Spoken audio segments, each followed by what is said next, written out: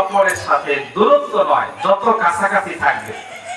আল্লাহ রাসূল আম্মাজান হযরত আয়েশা সিদ্দিকা রাদিয়াল্লাহু তাআলা আনহা ঘুমাতেন একই বালিশে। আয়েশা সিদ্দিকা রাদিয়াল্লাহু তাআলা আনহা বলেন যে নবীজির সাথে এক বালিশে আমি ঘুমাইছি, আমাকে নিয়ে কখনো দুই বালিশে আল্লাহর নবী ঘুমায় নাই। সুবহানাল্লাহ। এতে বুঝাইছে কত কাছে রাখছে নবীজি তার বিবিকে।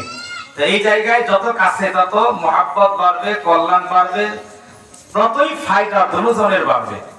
সুবহানাল্লাহ বলেন না? আর একটা হলো এই দ্বীনি মাজলিসে যত আলোচকের কাছাকাছি বসা যায় তত কথার তাসির হবে, দূরত্ব নয়, কাছাকাছি বসবো ইনশাআল্লাহ বলেন। ইনশাআল্লাহ। ওই দুই ভাই কি রাগ করে জায়গা নাকি আসতেছেন? আমি ডরাই গেছি, আবার রাগ করে নাকি?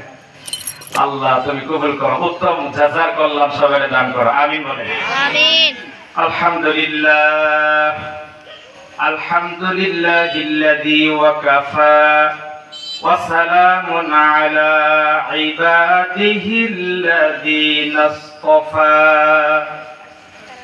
আম্মা বা'দ ফাআউযু বিল্লাহি মিনাশ শাইতানির রাজীম।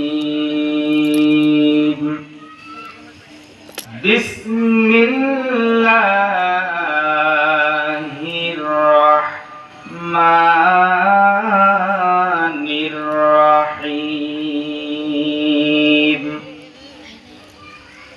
কুল ইন কুনতুম তুহিব্বুনাল্লাহ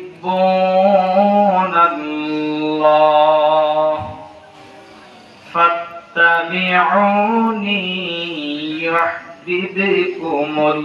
يحببكمullah ويغفر لكم ذنوبكم والله غفور رحيم. وقال تعالى وما أرسلناك إلا رحمة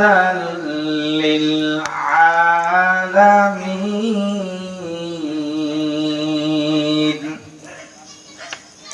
وقال تعالى وإنك لعلى خلق عظيم.